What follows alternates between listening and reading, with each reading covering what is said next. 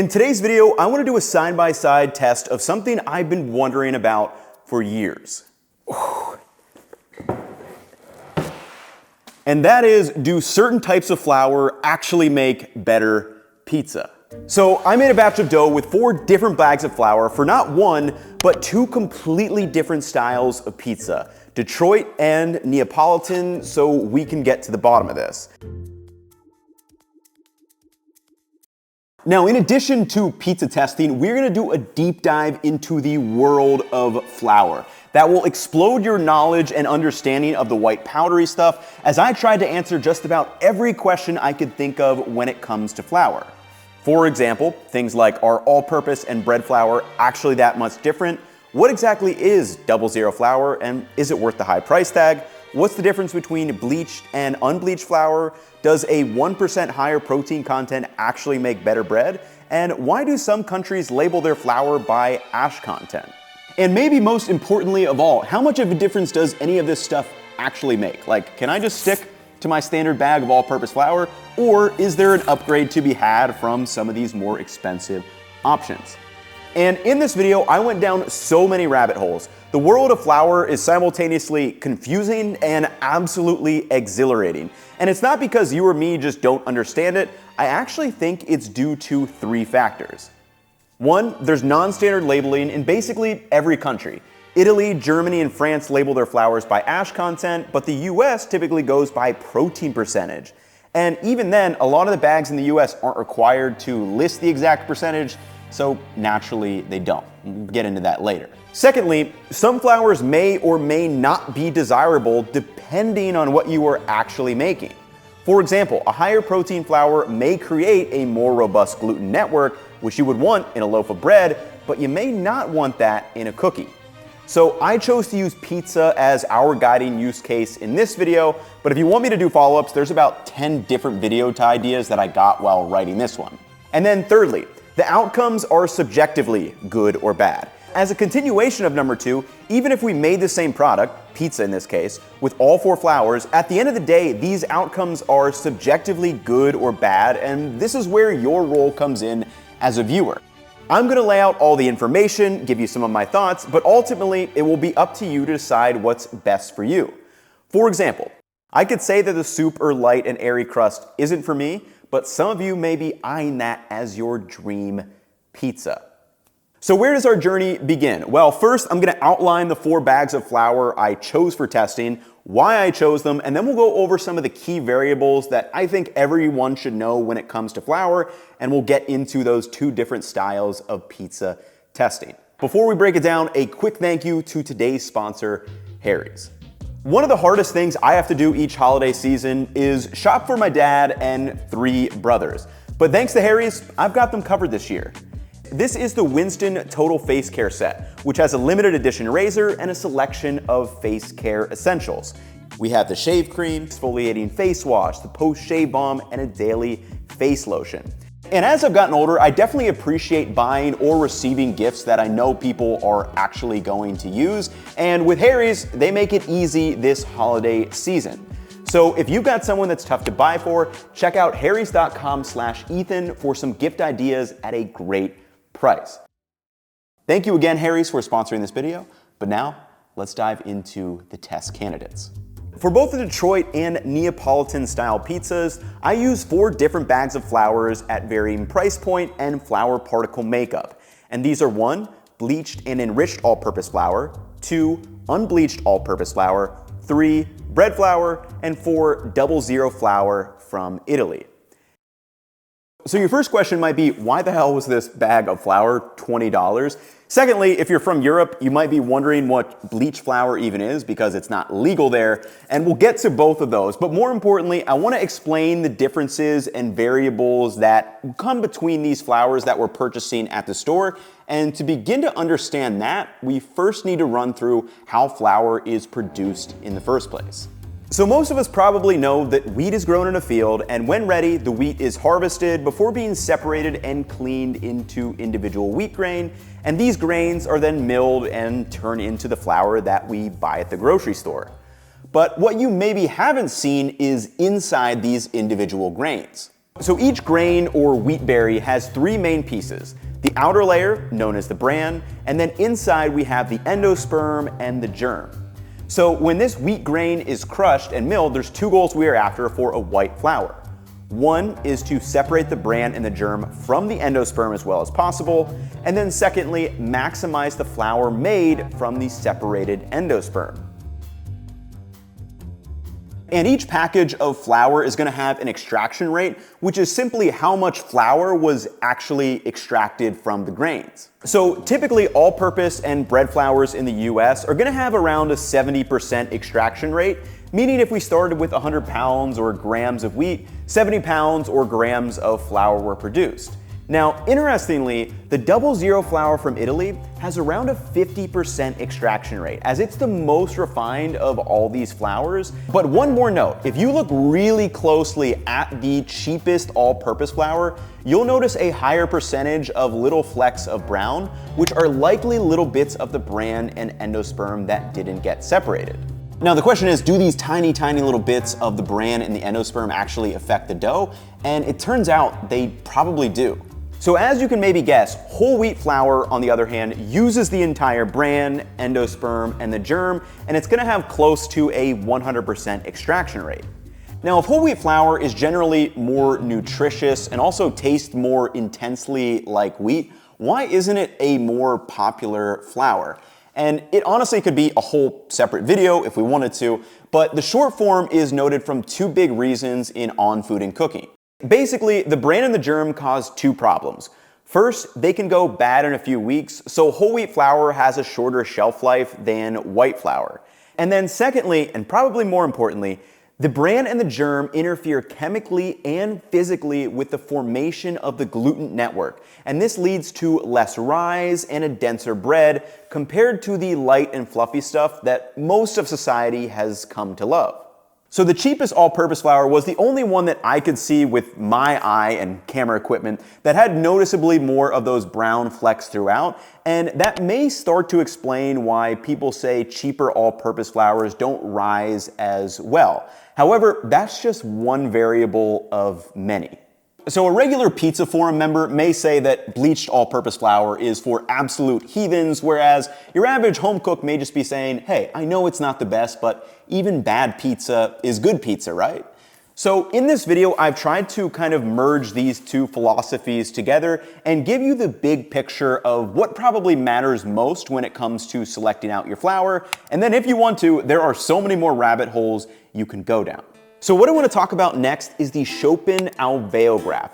Not because you need to fully understand it, I definitely don't even understand the science behind it, but I want to talk about the Chopin alveograph because it proves a fundamental question, which is, does different flour actually make measurably different doughs? So for commercial purposes, there's this machine made by a company called Chopin Technologies that can evaluate how different flours will work in a dough, and it works by going through 5 stages. And there's this kind of cool video where you can actually watch this entire test, but basically it pumps air into dough like a balloon until it pops. Now this test spits out 5 measures onto a graph. Now if you want to read more into this test, I'll link some resources below. But again, my reason for bringing this up is that theoretically this proves each flour will produce a different dough that will vary in textural qualities, aka they will produce different readings on an alveograph. So what this means for us is that there may not be a big difference in one of the pizza tests, whereas the other pizza test, there might be huge differences in the dough texture and quality. And naturally, I think this brings up 2 important questions that we need to answer. One is, what are the variables that would cause these flours to produce different doughs? Because again, they kind of all look the same. And then secondly, how noticeable are the differences when we taste them? Now we'll get into those variables in a bit, and there's some really important information in there. But first, let's just hop into the first pizza test, which is the DetroitStyle pizza. DetroitStyle pizza is probably my favorite pizza to make at home, and it's made in a carbon steel pan, and for this variation, I made 4 identical batches of dough, which was 300 grams of flour, 75% hydration, or 225 grams of water, 6 grams of instant yeast, and 6 grams of salt. And I actually just threw all of these in the blender or a food processor and pulsed over low to quickly combine the dough so I could give my forearms a little break. Once each dough was done, I added a capful of olive oil to the container and then laid in the bleached all-purpose, the unbleached all-purpose, the bread flour, and the 00 flour before covering them.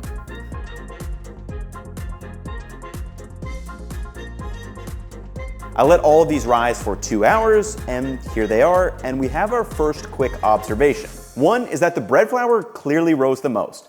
Next, followed by the 00, then the unbleached all-purpose, and the bleached all-purpose. But what happens when we actually bake them? So to assemble, I added some oil to each of these Detroit-style pizza pan and added 250 grams of each dough. I let each dough rest for another 20 minutes before pushing them into the rectangular shape to fill up the pan. Once shaped, I added a mix of Monterey Jack slices and mozzarella cheese, which I think gets the closest to replicating the more traditional Wisconsin brick cheese that is typically used in Detroit. Lastly, sauce it with the classic 3 stripes of tomato sauce.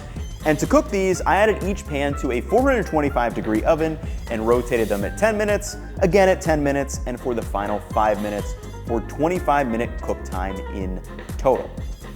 Now, I don't know about you, but after slicing them up, all of them look pretty darn good to me. However, there are some noticeable differences that we can see.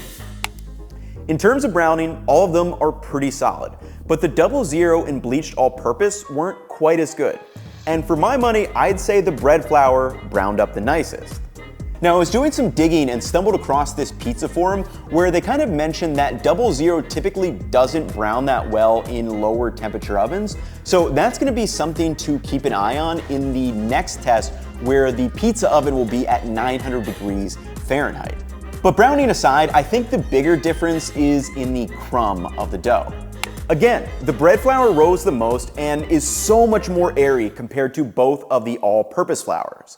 Now the 00 also has some larger bubbles, but overall didn't rise quite as much as the bread, and it's definitely not as airy. So we can see some of these differences, but how much different do they actually taste side by side? I haven't had pizza in a while, so I'm really stoked for this taste test right now. And in this taste test, I'm not necessarily trying to guess which one is like which or which one is best. I'm just kind of trying to observe at this point. I mean, it's good. It's good. All pizza's pretty much good. It's hard to make bad pizza. Number 2. This one, a little bit denser than the first one I tasted. All right, number 3. The one thing from this one, I think there were some bigger bubbles in this one, but still a little bit denser than number 1. I'd kind of put this one in between number 1 and 2 in terms of kind of like lightness, a little bit bigger bubble. Paper. Ooh. Okay, so number 4, definitely the lightest of the bunch, and it was really nice to bite into, like nice and airy. As far as taste goes, like they all tasted really good, but definitely there is a noticeable difference between number 4 and the rest of them, especially in terms of lightness.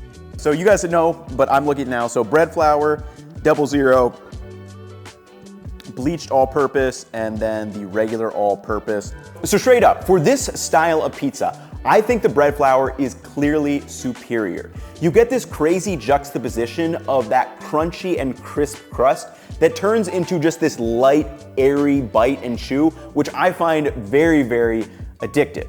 Next time I make Detroit-style pizza, I'm definitely gonna have some bread flour on hand. So clearly the video's not over, because if you were like me, you still have a lot of questions you want to be answered. For one, why did the bread and 00 flour rise noticeably more than the all-purpose versions? And then secondly, why did the bleached all-purpose flour have such tiny holes in the crumb? And overall, why did the taste kind of stay the same? And then for test number 2, I want to know how are these flours going to react at 1, a much lower hydration, and with a heat at over 900 degrees Fahrenheit. So now it's time to dive into the 4 variables that I think are most important to know when it comes to buying flour at the grocery store. And these are the type of wheat grain, the gluten protein content, and why it's important, Third is the ash content, and then fourth is added ingredients. Take a look at this table from On Food and Cooking that lists the major wheat types that are produced in the United States and the protein content of each of these types of wheat, as you'll notice, is different. So in 2021, hard red wheat accounted for 63.5% of the total wheat production in the United States, and these are the wheats used to make our all-purpose and bread flours that we find in the store. Now, another interesting note is that in Europe, I couldn't find the exact statistic by wheat type, but the majority of their wheat grown to produce flours is said to be a soft wheat variety which has a lower protein content. And as we see in this next table, this leads to flours like Type 55 in France and the UK plain flours that overall have a lower protein content than the standard all-purpose flour we have available in the US. There are other differentiating factors that will change how a wheat flour works in a dough, but as Harold McGee notes, the most important distinguishing characteristic of a wheat type, and by extension the flour it is made from, is the content and quality of the gluten proteins.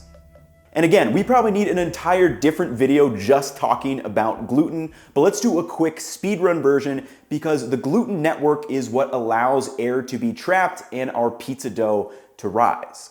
Simply put, gluten is a network of protein that allows our dough to stretch and spring, and this illustration shows how it works at a microscopic level. The gluten network is made up of these interconnected gluten sheets that are filled with the starch granules from the flours. And this gluten sheet is what allows gas or air to be trapped and hold its structure before being baked, where everything solidifies in place. But you may be wondering, how does this gluten sheet actually form? So by weight, flour is made up of several components. The gluten proteins typically make up 10 to 15%, the starch granules around 70%, moisture is typically 12 to 15%, and then like 1% less of other stuff. So what I found interesting is that we typically just call it gluten, but gluten is actually made up of two different gluten proteins. One is glutenin, which when hydrated with water forms a very strong bond with each other, and this is what makes that extensive and tightly knit network. And the glutenin is responsible for making the dough elastic or its ability to stretch. The second gluten protein is gliadin, which also when hydrated with water forms a weak bond to themselves and the glutenin, and this protein is what makes the dough plastic or its ability to be shaped. Now, it may seem like glutenin is the more important of the two, but we actually do need both proteins for our dough to work. For example, a dough with only glutenin protein would keep snapping back into place like a rubber band without being able to be shaped. And a flour with only gliadin, on the other hand, would have such a weak gluten network it wouldn't be able to trap any air and we wouldn't get any rise. Take a look at this photo. It actually shows the gluten proteins from soft wheat and hard wheat varieties that is extracted from the endosperm. And assuming the overall protein content is the same, the hard wheat actually will still create a stronger gluten network because the quality of the gluten protein is higher, and this is why both the quantity and the quality of the gluten proteins in a flour is so important. And this difference between soft and hard wheat actually may explain one of the things that I noticed when working with the Neapolitan style pizza dough.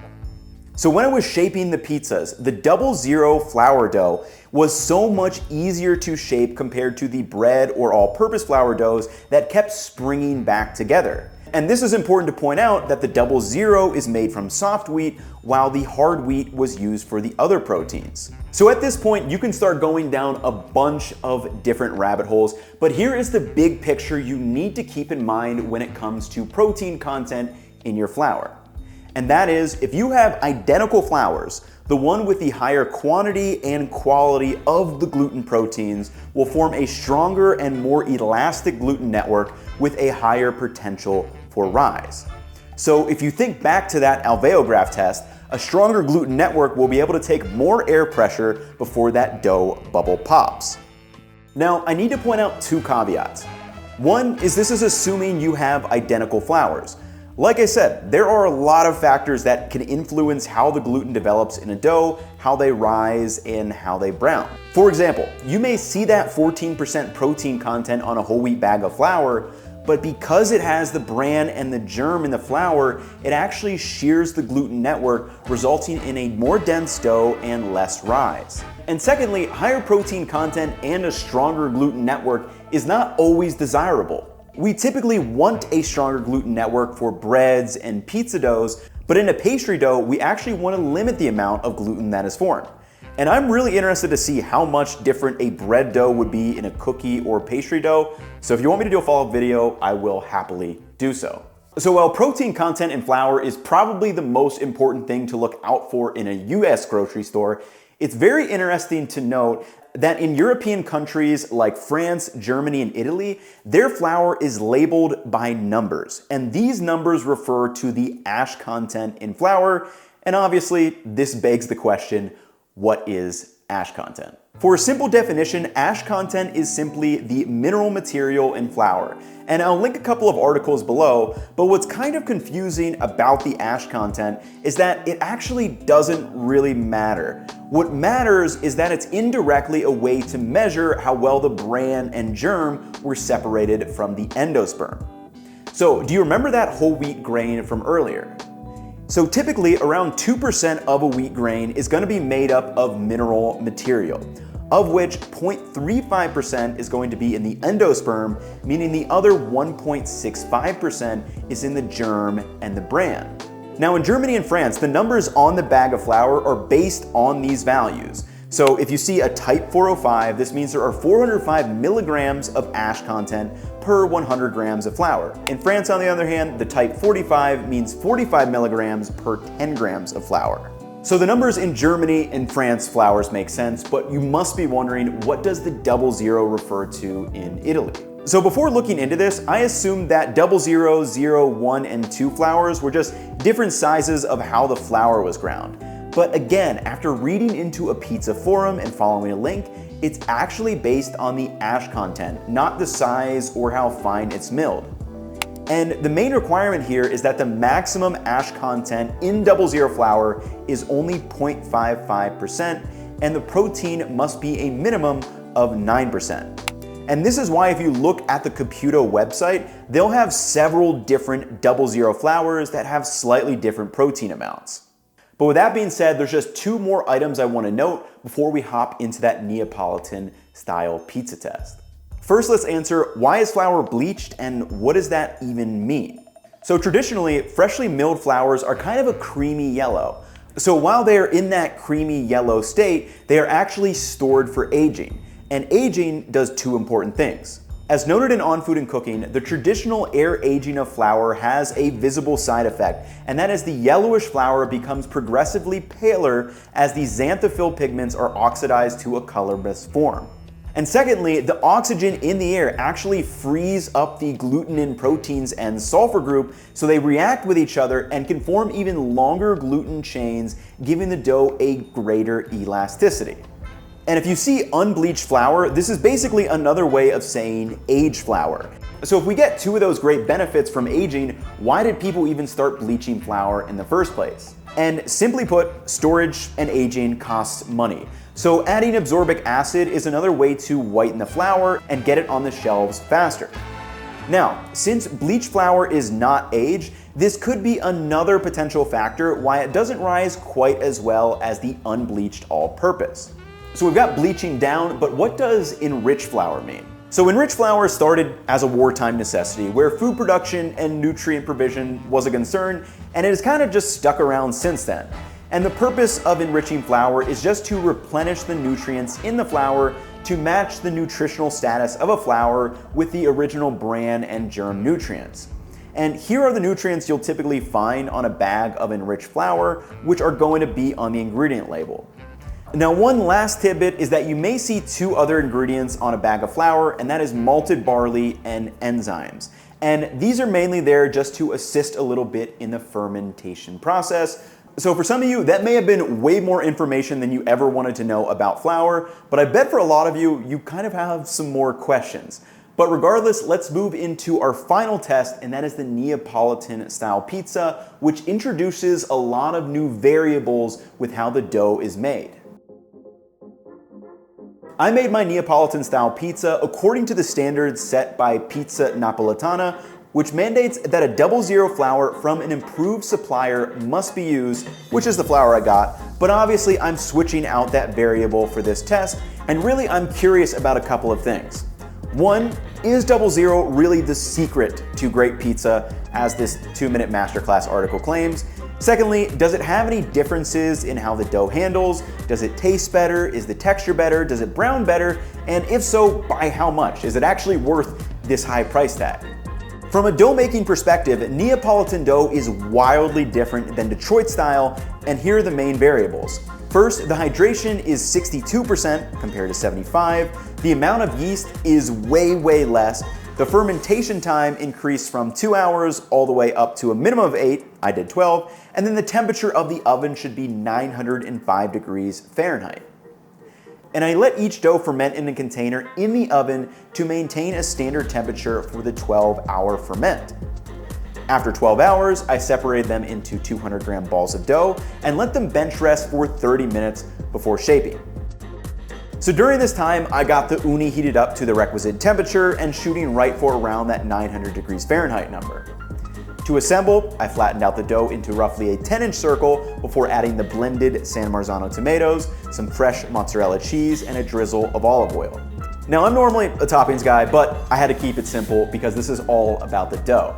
So into the Ooni, each of these pizzas went, and I cooked them until I thought they looked good, which was some spotting on the bottom and nice browning on the top as well, which took about just 90 to 100 seconds each. Now obviously for this test, I couldn't have all the pizzas done at once and do a proper fresh taste test, so let me show you some of the shots that came right off the grill. First off, all of these made pretty darn good looking pizzas to me. Like, you can definitely make great Neapolitan style pizza with any of these flours, but let's take a look at the finer details. When it comes to browning, all of them had nice spotting on the bottom crust, but again, I would say the 3 hard wheat US varieties have a little bit of a deeper color compared to the soft wheat used in the 00 flour. When it comes to the crumb, the bread flour was again crazy light and airy compared to the others, but this time the unbleached all-purpose was a little bit closer than the 00, and then rounding out the bottom was the bleached all-purpose. So you may be wondering, is the bread flour still the best one? And actually for this test, I wasn't really a fan of the super airy crust in the Neapolitan style pizza because you don't have that contrast with the crunchy crust you get in Detroit style. And if I had to pick one of these pizzas to say is the best, I would actually say it is the 00. The 00 flour has a tender bite that just suits this style of pizza, and additionally, it was easier to shape with, like I mentioned earlier, and it might be due to using soft wheat flour. Now, just because I thought it was the best for this test, does that mean I would recommend everyone go out and buy the Italian imported 00 flour?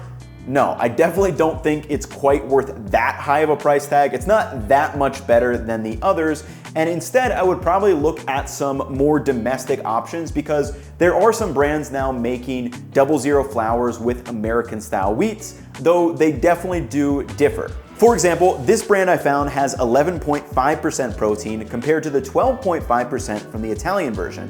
And then for some reason, King Arthur's pizza flour doesn't even list their protein percentage, even though they do that on all their other bags. And again, maybe that's a test for another video, so let me know down in the comments below. But in conclusion, these 4 flours were made with varying wheat types, varying protein percentages, varying ash content, and all did yield different results. All were passable in my opinion, but the next time I make Detroit style pizza, I'll definitely be using bread flour for the stronger gluten network that yields that cloud-like bite. For my next Neapolitan pizza, I will be using up the rest of my expensive 00 flour, but I don't know if I'll actually buy any more. Anyways, I hope you all have enjoyed the video. This was a lot of information to go through, so if you have more questions, let me know down below. And like I said, if you want some follow-on video topics, we can definitely do some, but that will wrap it up for me in this one. I will catch you all in the next one. Peace, y'all.